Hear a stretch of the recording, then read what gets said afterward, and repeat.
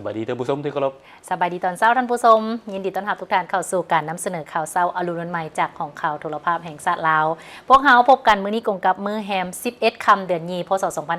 2568กงกับมื้อวันพุธวันที่14มังกร2026มื้อนี้อนุรักษ์พร้อมด้วยเอกสารนำเสนอข่าวเช้าให้ทานติดตามรับชมทิศหนึ่งเท่านึงเนาะทิศแล้วนี่ก็ได้คู่กันมื้อนึงทิศนี้อีกเท่านึงพวกเฮาก็มีหลายข่าวที่น่าสนใจมานำเสนอทั้งข่าวภายในข่าวต่างประเทศและข่าวกีฬาเจ้าและระยะนี้ท่านผู้ชมก็ยังเป็นอากาศหนาวเย็นสืบโตมาว่าทางอาทิตย์เนาะตั้งแต่อาทิตย์ที่ผ่านมาจนอาทิตย์นี้ตอนเช้านี่เป็นว่าอากาศหนาวเย็นหลายฉะนั้นพวกเขาก็เป็นห่วงเรื่องของสุขภาพระยะของอากาศหนาวเย็นนี่ก็ต้องระวังเรื่องเด็กน้อยผู้สูงอายุในเฮือนเนาะติดตามเฝ้าระวังพยาธิเป็นวัดเป็นไข้เป็นไอนี่แหละถ้าหากว่าอาการให้แห้งแล้วก็ต้องได้พบแพทย์พบหมอด้วยความเป็นห่วงเป็นใยเพื่อสุขภาพของมดทุกคนในครอบครัวท่านผู้ชมสำหรับข่าวเช้าในมื้อนี้พวกเราก็มีหลายข่าวจะเริ่มที่ข่าวบรรยากาศเอกสารบรรยากาศของการแสดงศิลปะพิเศษลาวเวียดนามว่าเป็น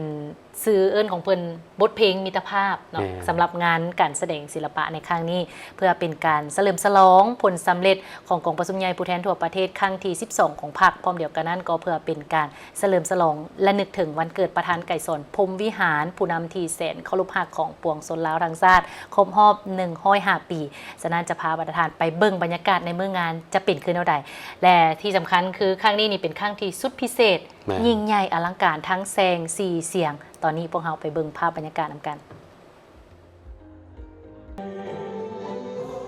การแสดงดังกล่าวได้จัดขึ้นในค่ำคืนของวันที่9มังกร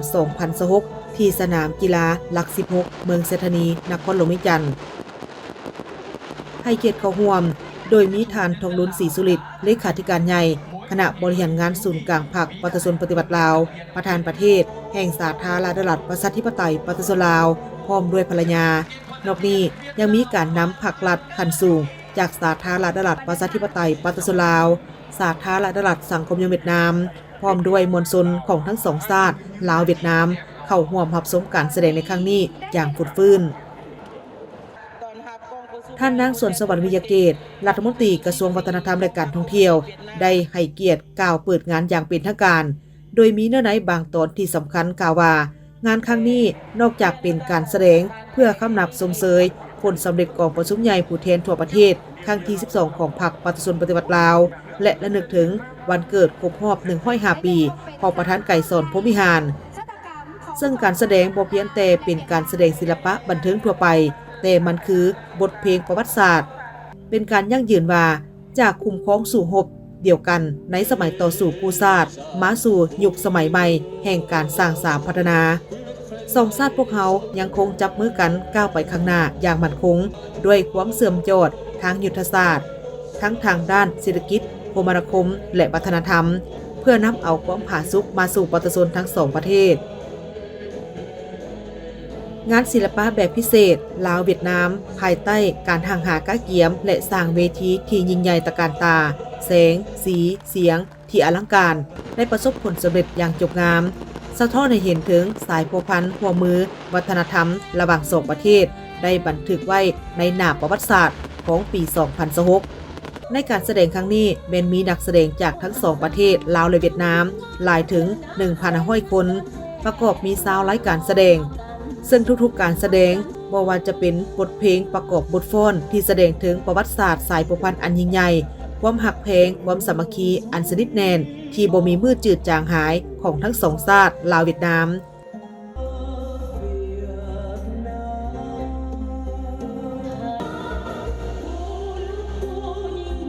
การแสดงไฟแสงสีเสียงที่อลังการประกอบเป็นรูปภาพที่พรรณนาถึงสถานที่ประวัติศาสตร์ภูมิลำเนาวิธีการดำรงชีวิตของประชาชนลาวบรรดาเผ่าในอดีตสู่ปัจจุบัน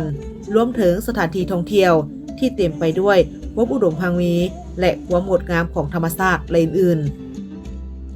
ๆการแสดงครั้งนี้บ่เพียงแต่เป็นการเฉลิมฉลองผลสำเร็จทางด้านการเมืองเท่านั้นแต่ยังเป็นการเสริมสร้างสายพัวพันการแลกเปลี่ยนทางด้านวัฒนธรรมและศิลปะเพื่อให้ประชาชนทั้งสองชาติโดยเฉพาะคนรุ่นใหม่ได้เข้าใจกันหลายขึ้นและสืบสานสายพัวพันมิตรภาพอันยิ่งใหญ่ความสามัคคีพิเศษ การร่วมมือรอบด้านและหุ้นส่วนยุทธศาสตร์ลาวเวียดนามมั่นคงขนงแกนและสดใสดังดอกบัวทองและดอกจำปาตลอดกาลนาน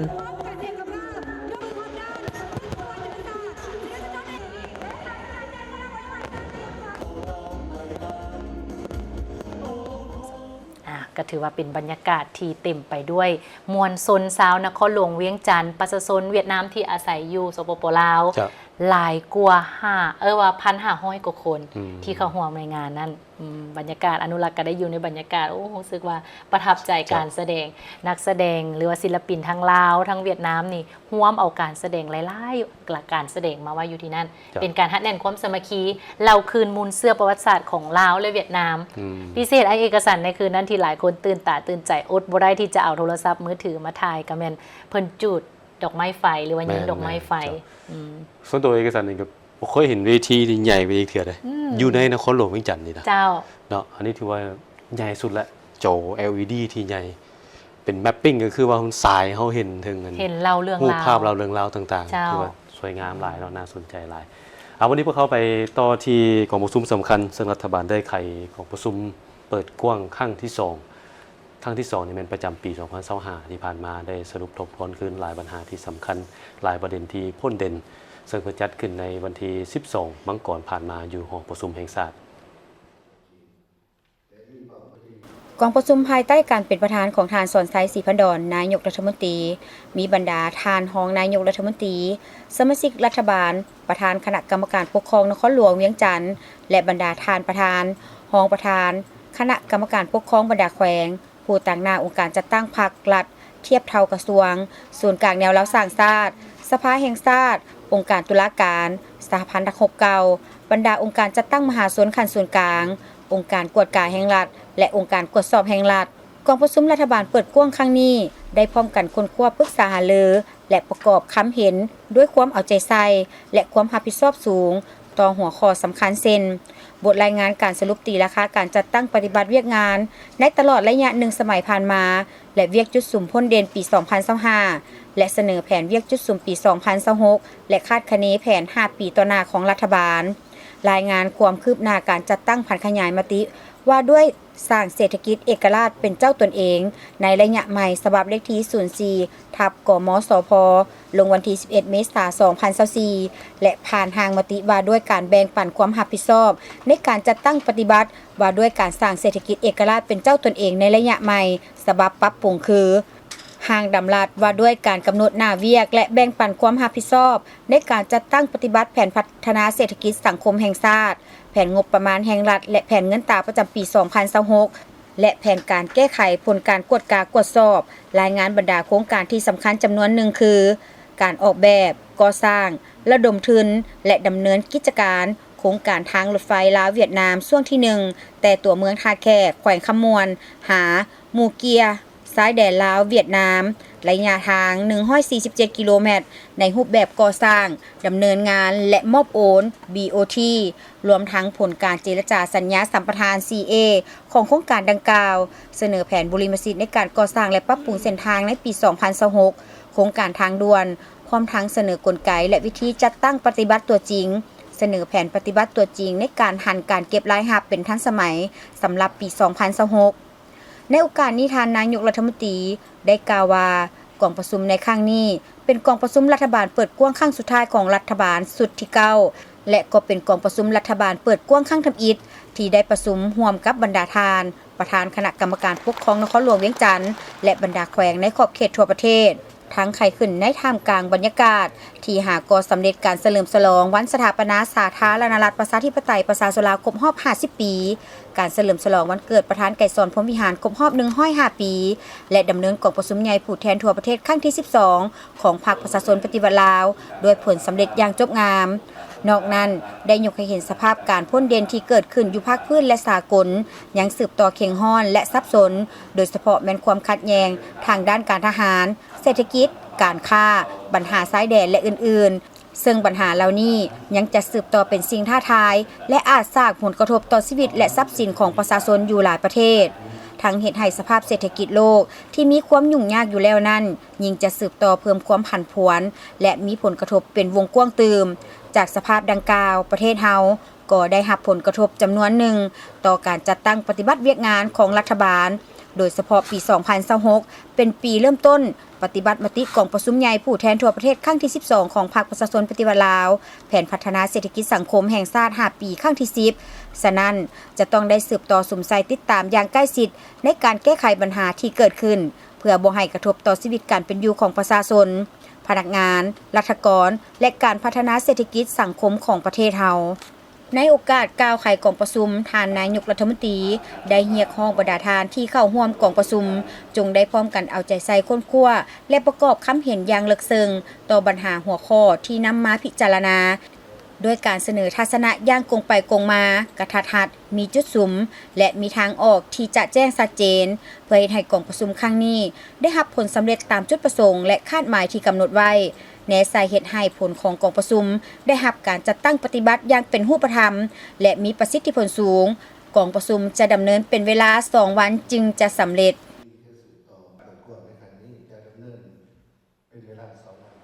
ได้มีกองประชุมเวียกงานอัยการประชาชนทั่วประเทศประจำปี 2025 และก็กองประชุมเวียกงานติดตามกวดกาการดำเนินคดีแพ่งกองประชุมเวียกงานอัยการประชาชนทั่วประเทศประจำปี 2025 ในวันที่ 12 มังกร 2026 โดยการเป็นประธานของทานไสสนะโคตรภูธรหัวหน้าองค์การอัยการประชาชนสูงสุดมีรองหัวหน้าองค์การอัยการประชาชนสูงสุดหัวหน้าองค์การอัยการทหารขั้นสูงคณะนำของการบรรดากรมสถาบันค้นคว้าและฝึกอบรมอัยการองค์การอัยการประชาชนสูงสุดองค์การอัยการประชาชนภาคแขวงนครหลวงเวียงจันทร์องค์การอัยการประชาชนเขตและองค์การอัยการเขตประจำเมืองภายในนครหลวงเวียงจันทร์และองค์การอัยการทหารเข้าร่วมท่านบุญทันบุญทวีไลรองเลขาคณะบริหารงานพรรครองหัวหน้าองค์การอัยการประชาชนสูงสุดได้ผ่านบทสรุปการเคลื่อนไหวเวียกงานอัยการประชาชนประจำปี 2025 และทิศทางแผนการประจำปี 2026 และท่านนางพรเพชรอุ่นแก้วคณะบริหารงานพรรครองหัวหน้าองค์การอัยการประชาชนสูงสุดได้ผ่านบทสรุปเวียกงานติดตามกฎกาการดำเนินคดีแพ่งขององค์การอัยการประชาชนจากนั้นกองประชุมได้รับฟังการประกอบคำคิดเห็นและมีเนื้อในอย่างลึกซึ้งเป็นต้นผลสำเร็จ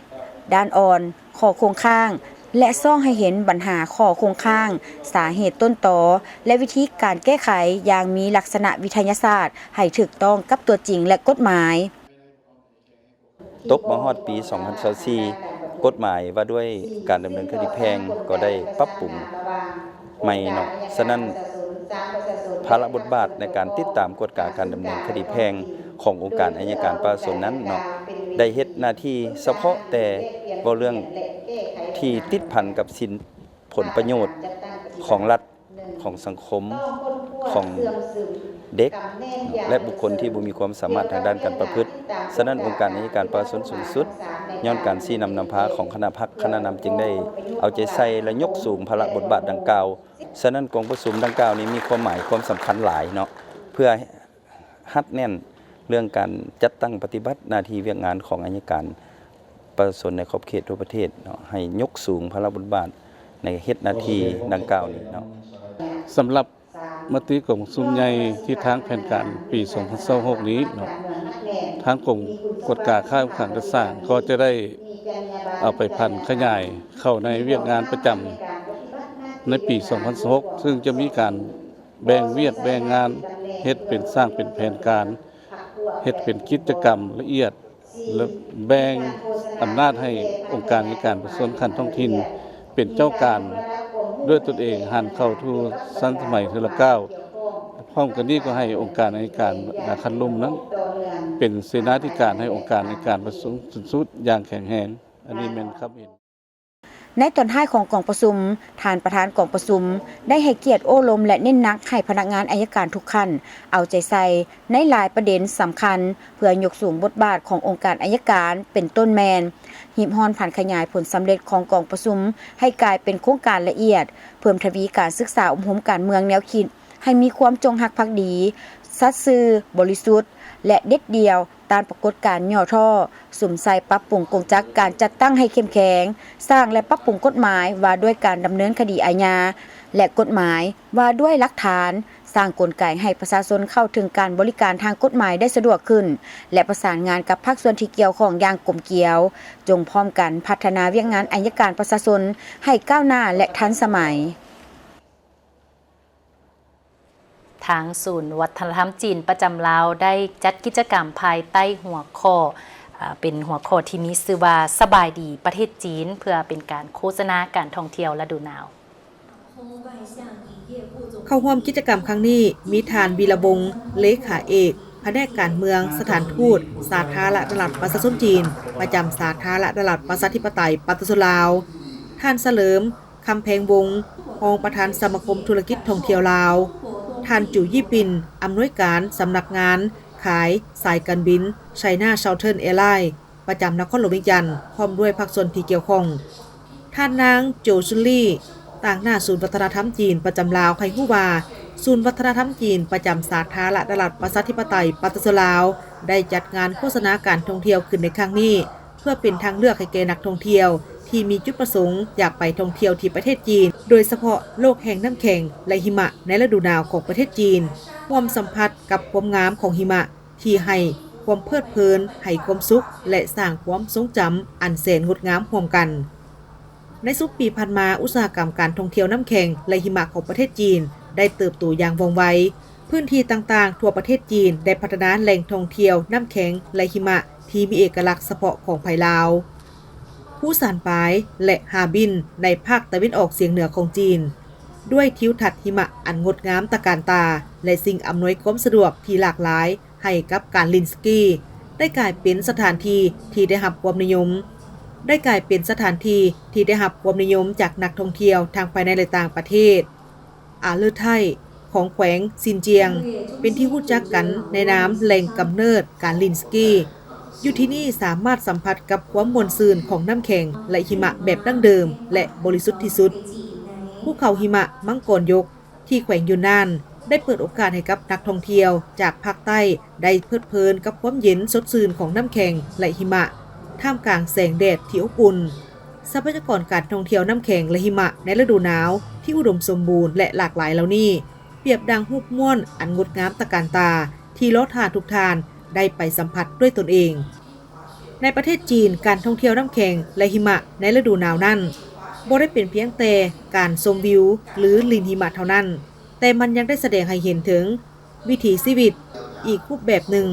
พวกเขาสามารถลินสกีท่ามกลางภูเขาสูงสัมผัสกับความไวและความตื่นเต้นผ่านสายลมสามารถลินตามแคมแม่น้ำชมกิ่งไม้ที่ประดับด้วยน้ำค้างสัมผัสกับความมหัศจรรย์ของธรรมชาติสามารถเข้าร่วมเทศกาลน้ำแข็งและหิมะได้อย่างคึกคืนม่วนซื่นสัมผัสมนต์เสน่ห์ของวัฒนธรรมพื้นบ้านอันหลากหลายอีกด้วยมาต่อที่สภาการค้าและอุตสาหกรรมแห่งชาติลาวจะเอาเนื้อในจิตใจมาที่ของประชุมใหญ่ผู้แทนทั่วประเทศครั้งที่12ของพรรคเพื่อไปจัดตั้งปฏิบัติผ่อนขยายแต่หัวทีทางนี้ก็เพื่อกระตุ้นการพัฒนาเวียกงานแขนงการค้าในระยะใหม่ให้ไปตามแผนการนโยบายที่กำหนดไว้ท่านวันทองสิทธิกุลรองประธานสภาการค้าและอุตสาหกรรมแห่งชาติได้เป็นตัวแทนให้สภาการค้าและอุตสาหกรรมแห่งชาติที่ได้เข้าร่วมกองประชุมใหญ่ผู้แทนทั่วประเทศครั้งที่12ของพรรคประชาชนปฏิวัติลาวว่ามีความภาคภูมิใจและเป็นเกียรติอย่างยิ่งที่ได้เข้าร่วมกองประชุมผู้แทนทั่วประเทศครั้งที่12ของพรรคประชาชนปฏิวัติลาวซึ่งเป็นกองประชุมครั้งประวัติศาสตร์ที่สำคัญในชีวิตการเมืองของพรรคประชาชนปฏิวัติลาวก็คือของทั่วพรรคและทั่วปวงชนลาวทั้งชาติโดยบรรดาเนื้อในจิตใจและมติของประชุมใหญ่ครั้งนี้จะกลายเป็นจุดเปลี่ยนที่สำคัญในการกำหนดแนวทางนโยบายของพรรคในระยะยาวนับแต่นี้ฮอดปี 2055 และระยะ5 ปีนับแต่นี้ฮอดปี 2030ทั้งหมดนั้นจะเป็นทวนไฟเยื้องทางอันใส่แจ้งให้ทั่วภาคและทั่วปวงชนลาวบรรดาเผ่าเพื่อปฏิบัติ2หน้าที่ยุทธศาสตร์คือปกปักรักษาและสร้างสรรค์พัฒนาประเทศชาติของพวกเขาให้เจริญทางนี้และเข้มแข็งตลอดระยะที่ผ่านมานี้5 ปีผ่านมานี้ทางภาคธุรกิจของพวกเขาก็ได้เอาใจใส่เป็นอย่างยิ่งในการจัดตั้งปฏิบัติมติครั้งที่11ของศูนย์กลางพรรค โดยเฉพาะแม่นการพัฒนาวิสาหกิจการพัฒนาผู้ประกอบการก็คือของเขตธุรกิจต่างๆในทั่วประเทศนี้ให้กลายเป็นเครื่องมืออันแหลมคมให้แก่ภาครัฐในการดัดสมทางด้านเศรษฐกิจ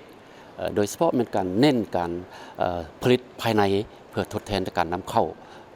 ด้านต่างๆโดยเฉพาะเป็นทางด้านอุตสาหกรรมปรุงแต่งทางด้านเกษตรกรรมปลูกฝังเลี้ยงสัตว์อันด้านตั้งหน้าที่เกิดขึ้นใน5 ปีที่ผ่านมานี้ของภาคธุรกิจนี่เป็นทางด้านโลจิสติกและการขนส่งก็ได้มีการพัฒนาขึ้นอย่างต่อเนื่องให้มีการอำนวยความสะดวกในการจัดส่งสินค้าและบริการขนส่งสินค้าอยู่ภายในและต่างประเทศได้ดีขึ้นและนอกจากนั้นก็เป็นทางด้านพลังงานและแร่ธาตุก็ได้มีการพัฒนาไปตามแนวทางนโยบายของพรรคและรัฐบาลซึ่งพิเศษเป็นว่าภาคธุรกิจพวกเราได้เอาใจใส่ทางด้านการพัฒนาแร่ธาตุนี้เป็นว่าเน้นให้มีการปรุงแต่งอยู่ภายในให้หลายขึ้นและทางด้านพลังงานนี้ก็เป็นว่าเน้นใส่การพลังงานสีเขียวและก็ให้มีการพลังงานลมและพลังงานแสงตะวันมีการพัฒนาดีขึ้น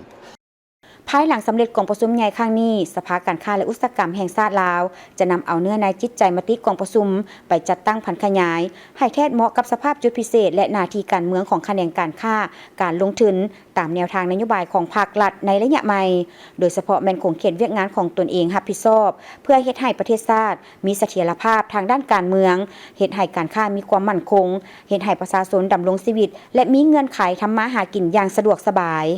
ภาคธุรกิจพวกเรานี้จะต้องได้สืบต่อปฏิรูปตนเองโดยเฉพาะรัฐวิสาหกิจแม้ว่าต้องเน้นหนักการปฏิรูปให้มีความโปร่งใสตรวจสอบได้ให้เป็นกรรมธุรกิจคอหอยที่ว่าจะช่วยพัฒนาเป็นเครื่องมืออันแหลมคมให้แก่เศรษฐกิจแห่งชาติและวันนี้ผู้ประกอบการทางด้านเอกชนก็จะต้องได้เอาใจใส่ปิ่นอ้อมซึ่งกันและกันเป็นเศรษฐกิจต้องโซ่สนับสนุนช่วยเหลือซึ่งกันและกัน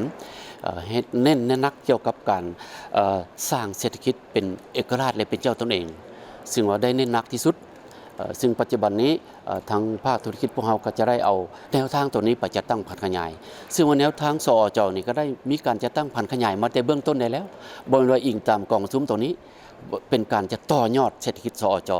ซึ่งว่าเฮ็ดได้ทั้งวิสาหกิจในทั่วประเทศนี้ใน5 ปีข้างหน้านี้มันจะต้องเอาใจใส่เรื่องการหันเป็นดิจิตอลเป็นเศรษฐกิจดิจิตอลซึ่งว่าทางรัฐนี่ได้มอบหมายให้ภาคธุรกิจพวกเราเอาใจใส่ในนักตัวนี้และนอกนั้นก็เป็นพัฒนาเศรษฐกิจขนาดน้อยและขนาดกลางให้ขยายตัวขึ้นหลายเท่าตัวอันนี้เป็นว่าเป้าหมายที่ว่าพวกเราจะเอาแนวทางตัวนี้ไปพันขยายต่อและนอกจากนี้ก็เป็นว่าเรื่องการพัฒนาผู้ประกอบการนี้จะได้พัฒนาให้มันมีสีสันแบบใหม่ขึ้นอีกในโอกาสที่ทานรองประธานสภาการค้าและอุตสาหกรรมแห่งชาติลาวได้แสดงความขอบใจอวยพรให้บรรดาการนำพรรครัฐและผู้แทนกองประชุมใหญ่ตลอดถึงพนักงานสมาชิกพรรคในทั่วประเทศเว้ารวมเว้าเฉพาะในทั่วแขนงการค้าจงมีสุขภาพเข้มแข็งเพื่อพร้อมการจัดตั้งปฏิบัติมติกองประชุมใหญ่ผู้แทนทั่วประเทศครั้งที่12ของพรรคให้ปรากฏผลเป็นจริงตามระดับคาดหมายที่วางไว้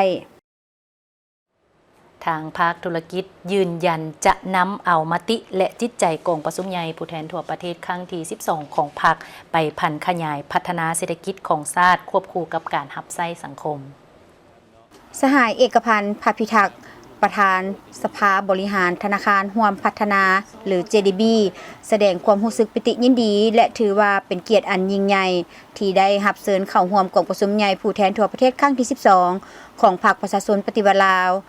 การเข้าร่วมในกองประชุมครั้งนี้ผู้เข้าร่วมได้รับฟังบทรายงานการเมืองและการสรุปตีราคารวมผลสำเร็จของกองประชุมใหญ่ผู้แทนทั่วประเทศครั้งที่12ของพรรคประชาชนปฏิวัติลาวพร้อมทั้งได้รับฟังแผนพัฒนา5 ปี 2026-2030 ซึ่งถือว่าเป็นผลสำเร็จที่จบงามและเป็นจุดหมายสำคัญในวาระครบรอบ50 ปีสถาปนาสาธารณรัฐประชาธิปไตยประชาชนลาวถือเป็นเกียรติอันยิ่งใหญ่เนาะที่ว่าการนำภาครัฐที่ให้เกียรติเชิญมาร่วมได้ครับฟังและผลงานและการสรุปและตีราคารวมอันผลสำเร็จของกองประชุมสมัยที่11และก็สืบแผนเลือกตั้งเนาะคณะกรรมการคณะประธานเลขาธิการสุดใหม่เนาะก็ถือว่าได้เห็นแล้วเนาะก็ถือว่าเป็นผลสำเร็จอันอย่างจบงามเนาะ ที่ผ่านมาของปี2012แล้วก็เป็นผลงานที่ครบรอบ50 ปีของประเทศเฮาก็เป็นผลงานอย่างในหลวงคืออย่างได้เห็นนั่นแหละเนาะอันนี้ข้าพเจ้าได้มามื้อนี้ก็เป็นไปความปิติส้มซื่นแล้วก็มีความยินดีปลาปลื้มใจในฐานะของตั้งหน้าให้แก่ไอ้น้องพนักงานแล้วก็ในนามผู้บริหารแล้วก็นักตั้งหน้าธุรกิจเห็นว่ามีความภูมิใจหลายสหายเอกพันธ์ภาพิทักษ์ได้แสดงความปิติดีใจและความภาคภูมิใจต่างหน้าอ้ายน้องพนักงานและภาคธุรกิจที่ได้เห็นทิศทางการสืบต่อพัฒนาเศรษฐกิจสังคมรวมทางแผนพัฒนาในระยะต่อไปที่สะท้อนให้เห็นว่าในอีก10 ปีข้างหน้าประเทศลาวจะสามารถหลุดพ้นจากความทุกข์ยากและก้าวสู่ประเทศที่มีการพัฒนาด้านเทคโนโลยีอย่างก้าวหน้าในนามตัวแทนของภาคธุรกิจได้ยืนยันจุดยืนในการนำเอาแนวคิดและจิตใจของกองประชุมใหญ่ผู้แทนทั่วประเทศครั้งที่12ของภาคประชาชนปฏิวัติลาวไปสมไส้ผ่านขยายและมีส่วนร่วมพัฒนาเศรษฐกิจของชาติควบคู่กับการหับไส้สังคมข้าพเจ้าก็ยังเห็นบทรายงานการสืบต่อพัฒนาเศรษฐกิจสังคมและแผนปีต่อไปข้าพเจ้าได้ฟังแล้วเห็นว่าเป็นผลงานที่ดีเนาะที่จะก้าวถึงฮอดปี2015เนาะแปลว่า2015เป็นอีก10 ปีต่อหน้านี่จะให้ลาวเนี่ยหลุดพ้นออกจากความเป็นประเทศที่ด้อยพัฒนาเนาะและก็เป็นประเทศที่มีการพัฒนาทางด้านเทคโนโลยีให้ดีขึ้นเนาะนะครับเดี๋ยวจะเอาไปสมไส้เนาะและก็พัฒนาเศรษฐกิจให้ดีขึ้นเอาแล้วก็จะนำกองประชุมครั้งนี้ไปเพื่อพันขยายต่อเศรษฐกิจของแห่งชาติระดับชาติเนาะข้าพเจ้าก็ขอแสดงความภูมิใจไปยังหน้าที่กองประชุมหน้าที่นี้แล้วก็ขอขอบใจสื่อมวลชนแล้วก็ขอบใจการนำภาครัฐที่ให้โอกาสข้าพเจ้าได้มาวันนี้แสดงขอบใจกับขอขอบใจพร้อมนี้สหายเอกพันธ์ภาพิทักษ์ได้ต่างหน้าให้ภาคธุรกิจได้แสดงความขอบใจเป็นอย่างสูงถึงการนำภาครัฐที่ให้ความไว้วางใจและเปิดโอกาสให้ภาคธุรกิจได้เข้าร่วมกองประชุมใหญ่ผู้แทนทั่วประเทศครั้งที่12ของพรรคประชาชนปฏิวัติลาวในครั้งนี้พร้อมแล้วที่จะนำเอาเนื้อในของกองประชุมไปพันขยายให้ปรากฏผลเป็นจริงพร้อมกันนี้หัวหน้าแผนกโยธาธิการและขนส่งแขวงสวรรค์เขตก็จะนำเอาหางรายงานการเมืองของกองประชุมใหญ่ผู้แทนทั่วประเทศของพรรคประชาชนปฏิวัติลาวไปพันขยายและจัดตั้งปฏิบัติในซุปปีต่อหน้าให้ปรากฏผลเป็นจริงสหายคำพองสมวิจิตรกรรมการพรรคแขวงเลขาคณะพรรคหักฐานหัวหน้าแผนกโยธาธิการและขนส่งแขวงสวรรค์เขตได้ให้สัมภาษณ์ผ่านสื่อมวลชนเนื่องในโอกาสเข้าร่วมกองประชุมใหญ่ผู้แทนทั่วประเทศครั้งที่12ของพรรคประชาชนปฏิวัติลาวว่ารู้สึกดีใจและภาคภูมิใจที่ได้เข้าร่วมกองประชุมในครั้งนี้ซึ่งเห็นได้ว่ากองประชุมแม่นชุดที่มีความหมายความสำคัญของพรรคของชาติเฮาผ่านการรับฟังบทรายงานการเมืองเห็นว่าเป็นโครงหางที่มีความหมายสำคัญและเป็นยุทธศาสตร์ที่พรรคของพวกเฮาจะได้เป็นบอนอิงเป็นเข็มซี่ทิศเยื้องทางเป็นทวนไฟที่เยื้องทางให้พวกเฮาจัดตั้งปฏิบัติในซุ้มปีต่อหน้านี้ฉะนั้นสำหรับแขนงการโยธาธิการและขนส่งแขวงสวรรค์เขตของพวกเฮาหลังจากสำเร็จกองประชุมในครั้งนี้จะนำเอาไปพันขยายและเป็นบอนอิงในการจัดตั้งปฏิบัติเข้าในเวียกงานพัฒนาพื้นฐานโครงสร้างภายในแขวงสวรรค์เขตว่าเป็นมินิหมายแล้วว่าเป็นสิ่งสำคัญหลายเนาะฉะนั้นผ่านการรับฟังการบทรายงานการเมืองห้างรายงานการเมืองที่ทางประธานกรมประชุมได้ผ่านไปเห็นว่าเป็นโครงห้างที่มีความหมายขดสำคัญและเป็นยุทธศาสตร์เนาะที่พรรคพวกเราจะได้เป็นบนอิงเป็นเข็มซีทิศเยื้องทางเนาะเป็นทวนไฟที่เยื้องทางให้พวกเราจะตั้งปฏิบัติในสุ่มปีในตัวหน้านี้ฉะนั้นสำหรับแขนงการโยธาสวรรค์เขตของพวกเราเนาะหลังจากสำเร็จกองประชุมในครั้งนี้ก็คาดว่าจะนำไปพันขยายเนาะและก็เป็นบทอิงในการจะตั้งปฏิบัติเข้าในเวียกงานพัฒนาพื้นฐานของล่างโดยเฉพาะแม่นในแขวงสวรรค์เขตในโอกาสเข้าร่วมกองประชุมใหญ่ผู้แทนทั่วประเทศครั้งที่12ของพรรคประชาชนปฏิวัติลาวขออวยพรไซอันประเสริฐให้บรรดาผู้แทนการนำภาครัฐและแขกผู้มีเกียรติทุกคนมีสุขภาพแข็งแรงและขอให้กองประชุมใหญ่ผู้แทนทั่วประเทศครั้งที่12ของพรรคประชาชนปฏิวัติลาวประสบผลสำเร็จอย่างสง่างาม ท่านผู้ชมที่เคารพกันช่วยเหลือปรับปรุงและก่อสร้างห้องน้ำให้แก่โรงเรียนปฐมสมบูรณ์ดงมะคายเมืองไซธานีนครหลวงเวียงจันทน์แม่นหนึ่งในการช่วยเหลือที่มีความหมายสำคัญและมีผลประโยชน์โดยกงต่อเวียกงานการศึกษาของโรงเรียนโดยได้รับการช่วยเหลือการสร้างห้องน้ำของโครงการมหาวิทยาลัยกุนซันสาธารณรัฐเกาหลีนี่เป็นครั้งที่ 3 ที่โครงการมหาวิทยาลัยกุนซันสาธารณรัฐเกาหลีได้ให้การช่วยเหลือพื้นฐานโครงล่างของเวียกงานการศึกษาซึ่งในปี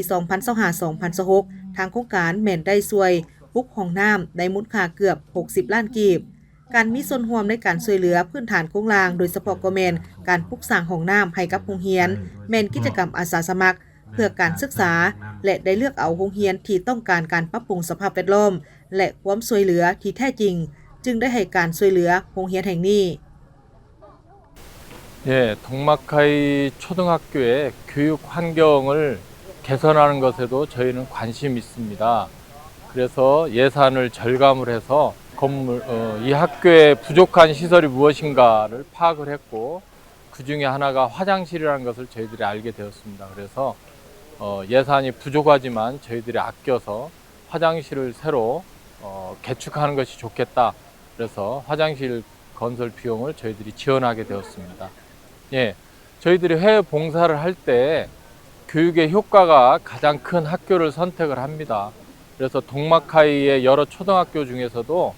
교육 환경이 안 좋고 저희들의 교육 봉사가 필요한 학교를 저희들이 찾아봤습니다. 그래서 동막하이 초등학교가 저희들의 도움이 가장 필요한 학교라는 것을 저희들이 알게 되었고 추천을 받았고 그래서 동막하이 초등학교를 선택하게 되었습니다. ข้าพเจ้าก็รู้สึกภาคภูมิใจที่สุดโรงเรียนของพวกเฮาได้รับห้องน้ำหลังใหม่เพราะว่าผ่านๆมาโรงเรียนของพวกเฮาก็แม่นมีความลำบากเนาะห้องน้ำบ่เพียงพอกับจำนวนนักเรียนเนาะห้องน้ำก็เปียเพแล้วก็ถือว่ามื้อนี้แม่นพวกเฮาได้รับห้องน้ำหลังใหม่ให้พวกน้องได้สามารถสวมใส่เนาะแล้วก็พวกเฮาขอให้คำมั่นสัญญาว่าพวกเฮาจะปกปักรักษาและการนำไส้ให้เกิดประโยชน์สูงสุดเนาะจะรักษาอนามัยแนะนำลูกหลานนั่นแหละเนาะให้ในการปกปักรักษาบ่ให้มั่างเพบ่ให้ทำลายให้สามารถนำมาใส่ได้ในระยะยาวต่อไปแล้วก็ขอบใจทั้งโครงการเพิ่นเนาะหรือว่าโรงเรียนจากทางวิทยาลัยกุนซันที่ได้ให้การช่วยเหลือพวกเฮาหันมาตลอด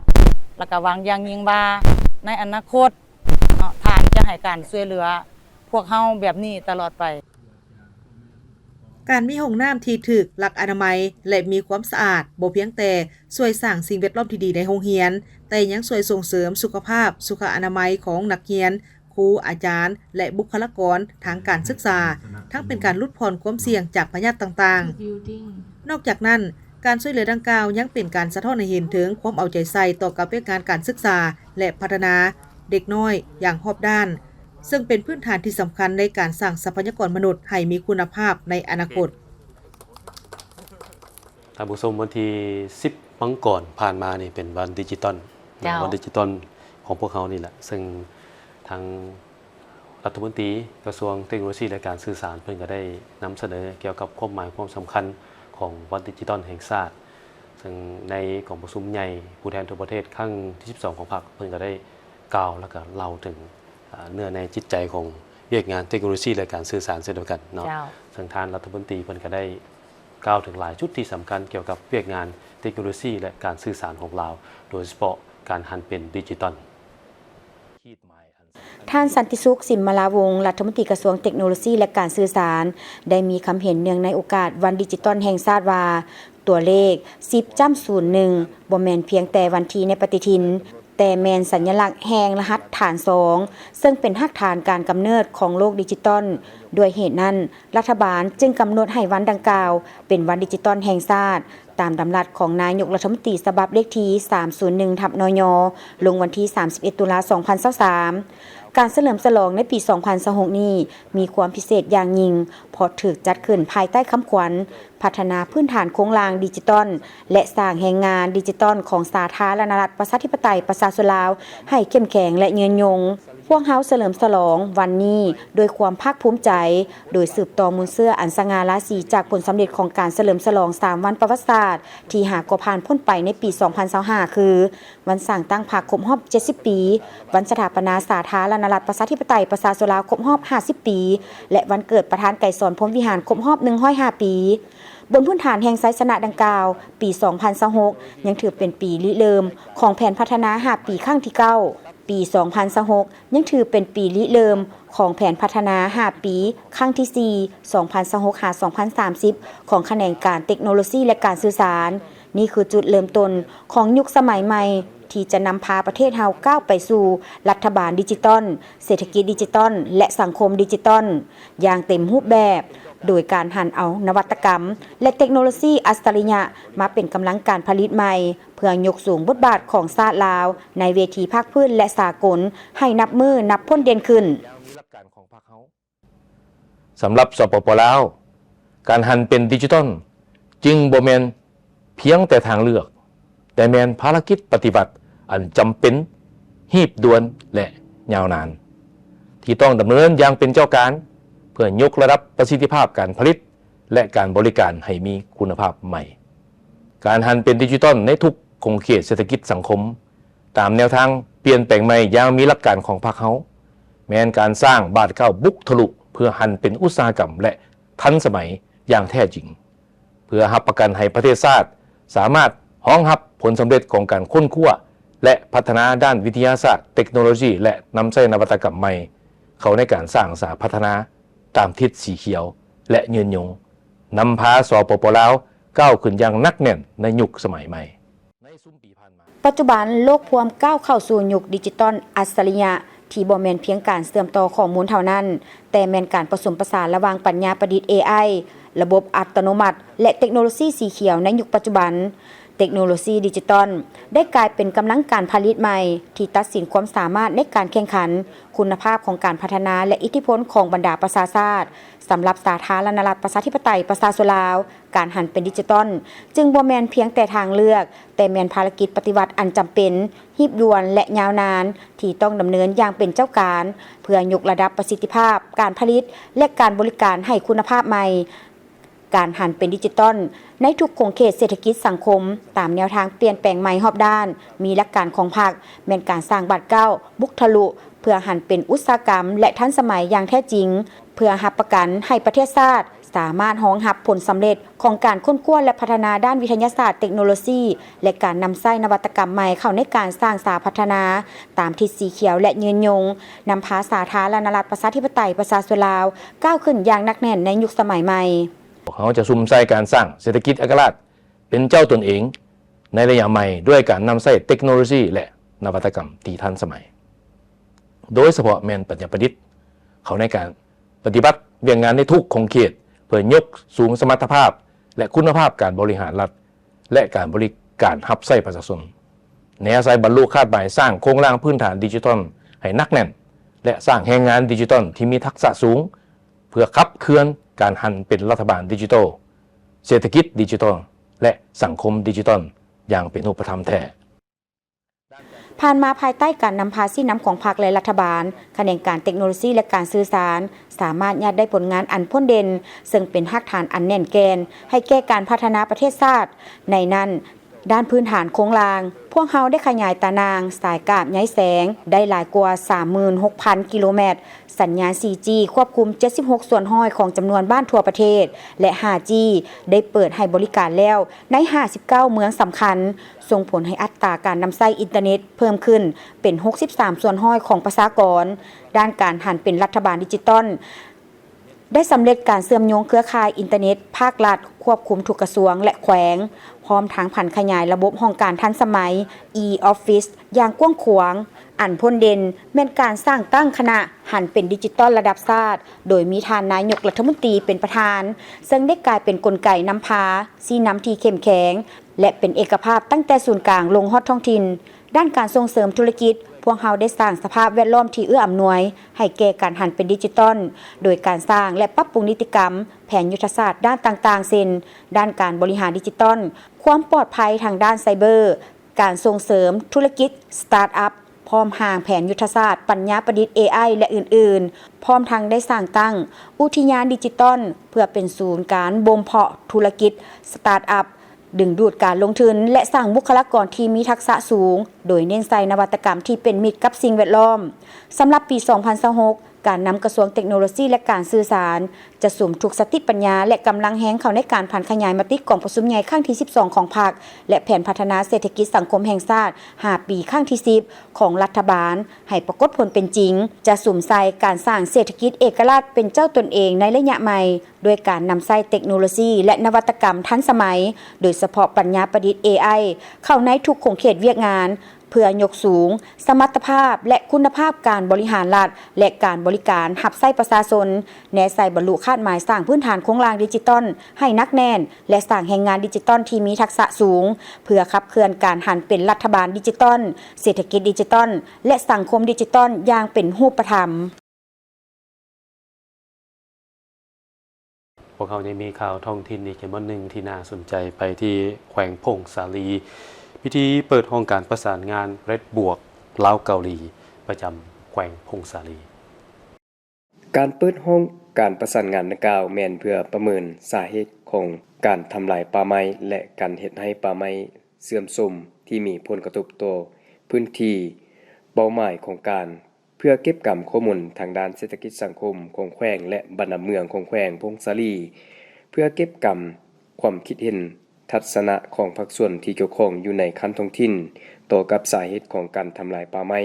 และเฮ็ดให้ป่าไม้เสื่อมโทรมรวมทั้งผลกระทบและแนวโน้มการเปลี่ยนแปลงในอนาคตจัดระดับสาเหตุของการทำลายป่าไม้และเฮ็ดให้ป่าไม้เสื่อมโทรมและเพื่อวิเคราะห์หาสาเหตุผลต้นตอของแต่ละสาเหตุการทำลายป่าไม้เฮ็ดให้ป่าไม้เสื่อมโทรมรวมทั้งประเมินความสามารถความพร้อมและความต้องการของท้องถิ่นในการแก้ไขปัญหาดังกล่าวจากนั้นทางทรงฝ่ายมีคำเห็นต่อพิธีพร้อมทางนำเสนอเกี่ยวกับโครงการเลดลาวเกาหลีอยู่แขวงพงสาลีและผู้เข้าร่วมประกอบคำคิดคำเห็นอย่างกงไปกงมาพร้อมทั้งเปิดป้ายและตัดเทปผ้าอย่างเป็นทางการโอกาสนี้กรมป่าไม้โซเกาหลีมอบรถกระบะให้แผนกกสิกรรมและสิ่งแวดล้อมแขวงพงสาลีจำนวน2คันรวมมูลค่าทั้งหมด $180,000 ตึมอีกในต้นบ่ายของวันเดียวกันนั้นคณะทีมงานและหัวหน้าแผนกกสิกรรมและสิ่งแวดล้อมแขวงหัวหน้าแขนงป่าไม้ได้เข้าพบท่านพรไสอ้อนสากรรมการประจำพรรคแขวงรองประธานคณะกรรมการปกครองแขวงผู้ชี้นำของเขตเศรษฐกิจพร้อมด้วยคณะโอกาสนี้ท่านดลซาจุนฮีได้แจ้งและเคลื่อนไหวในครั้งนี้เพื่อปรึกษาหารือเกี่ยวกับการร่วมมือและกิจกรรมของการที่จะได้จัดตั้งปฏิบัติในแขวงพงสาลีนำเสนอรูปแบบและแผนลงเก็บกรรมข้อมูลสาเหตุการทำลายป่าไม้และเฮ็ดให้ป่าไม้เสื่อมโทรมรวมทั้งข้อมูลเศรษฐกิจสังคมโอกาสนี้ท่านพรไสอ้อนสากรรมการประจำพรรคแขวงรองประธานคณะกรรมการปกครองแขวงผู้ชี้นำของเขตเศรษฐกิจได้แสดงความยุ่งเหยิงสมเสยต่อกับบรรดาทีมงานได้มาเคลื่อนไหวเฮ็ดเวียกอยู่แขวงพงสาลีในครั้งนี้แม่นแสดงถึงเอาใจใส่ความเป็นห่วงเป็นใยโดยเฉพาะแม่นเพื่อสุขยุเวียกงานกสิกรรมและสิ่งแวดล้อมแขวงมาทางแขวงอุดมไซท่านผู้ชมอยู่ทางบ้านโดนสะอาดเมืองหลาแขวงอุดมไซได้จัดบุญเฉลิมฉลองบุญเต็ดหนึ่มพิธีจัดงานบุญปุดปีบุญเต็ดหนึ่มบ้านโดนสะอาดเมืองหลาแขวงอุดมไซองค์การปกครองบ้านพร้อมด้วยพ่อแม่ประชาชนบ้านโดนสะอาดเมืองหลาแขวงอุดมไซได้จัดงานบุญปุดปีบุญเต็ดหนึ่มขึ้นในวันที่9มังกร2026นี้ในโอกาสงานบุญดังกล่าวท่านนางจันเพ็งสุริยานุนในบ้านโดนสะอาดก็ได้มีคำเห็นว่าเพื่อรักษาเอกลักษณ์วัฒนธรรมอันดีงามของชาติก็คือของเผ่ากุมุ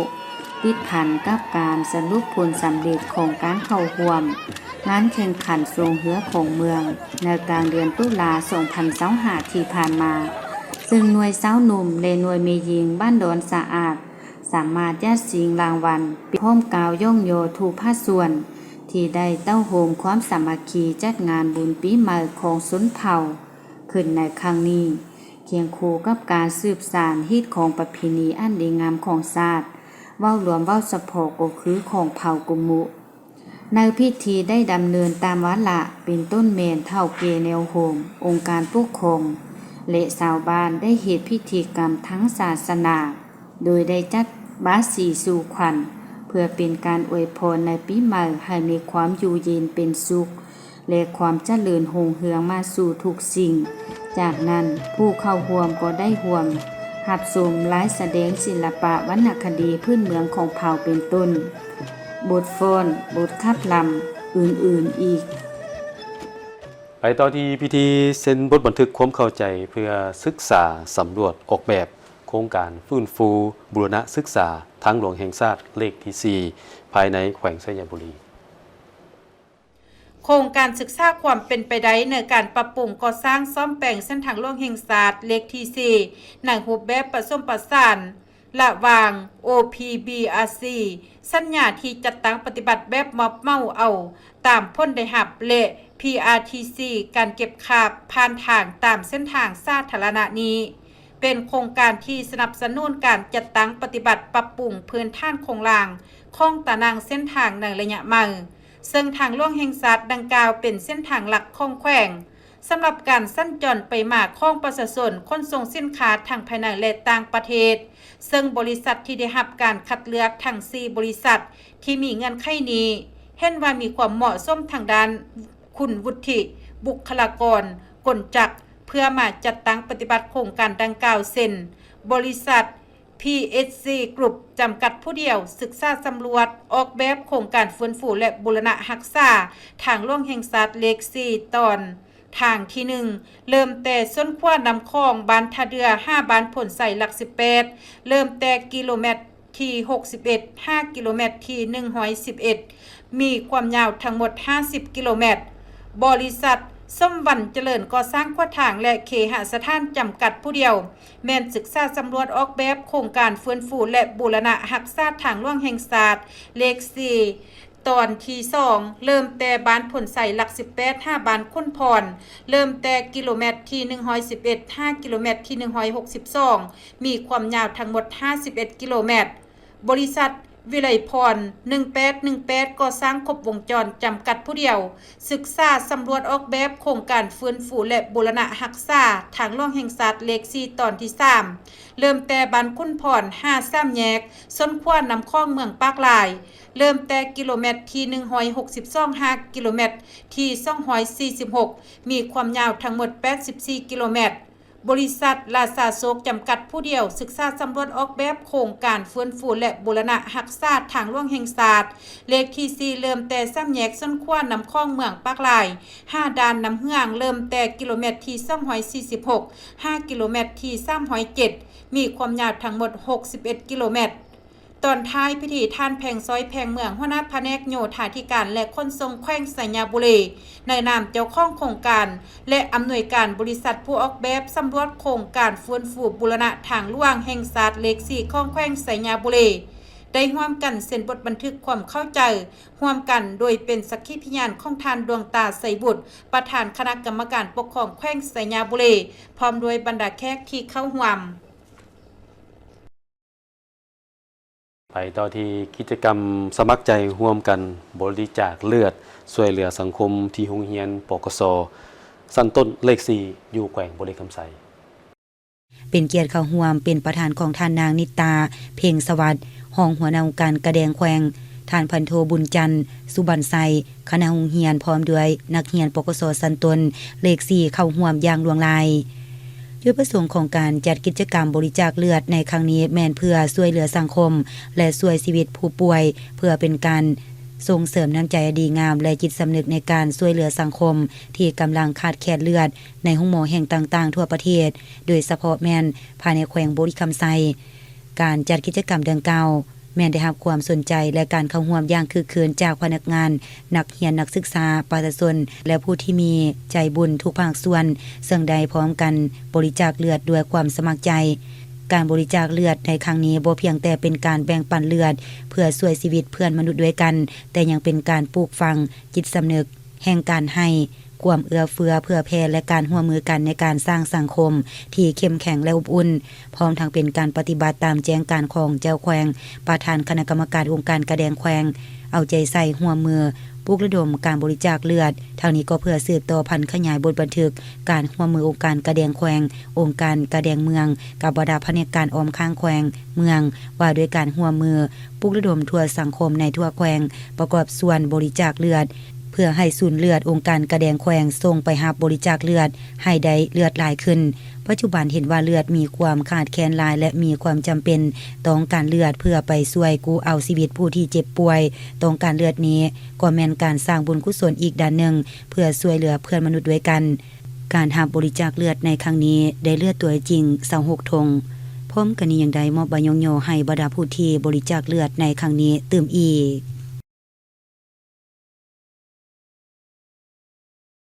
ผู้ชมที่เคารพมาฮอดตอนนี้การนำเสนอข่าวเศร้าอรุณวันใหม่ก็หมดเวลาลงแล้วขอบใจทุกท่านที่ให้เกียรติติดตามรับชมโฆษกพร้อมด้วยทีมงานข่าวถือโอกาสนี้ลาไปก่อนสบายดี